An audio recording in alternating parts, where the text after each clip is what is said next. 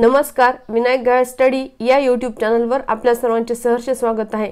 विद्यार्थी मित्रांनो, आपण सर्वजणच TAIT परीक्षा 2025 च्या निकालाची आतुरतेने वाट पाहत आहोत आणि त्याला अनुषंगूनच दिनांक 11/8/2025 म्हणजेच आज महाराष्ट्र राज्य परीक्षा परिषदेमार्फत एक प्रसिद्धी पत्रक सादर करण्यात आलेले आहे आणि त्यानुसार या निकालाला वेळ का लागत आहे याचं कारण आपल्याला सांगितलेलं आहे।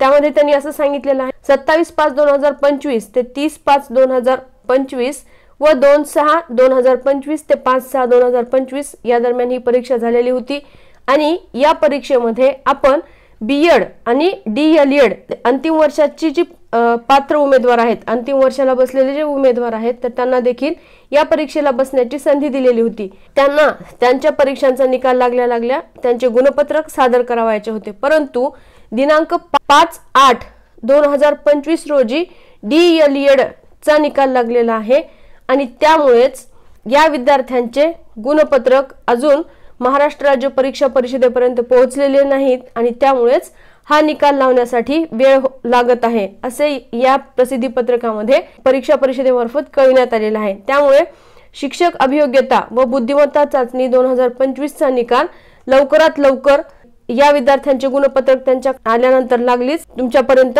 सादर होईल असे महाराष्ट्र राज्य परीक्षा परिषदेमार्फत कळविण्यात आलेले आहे। त्यामुळे आपण कोणत्याही अफवांवरती किंवा कोणत्याही इतर गोष्टींवरती विश्वास न ठेवता योग्य प्रकारे या निकालाची प्रतीक्षा करूयात। लवकरात लवकर आपला निकाल आपल्या हाती येईल।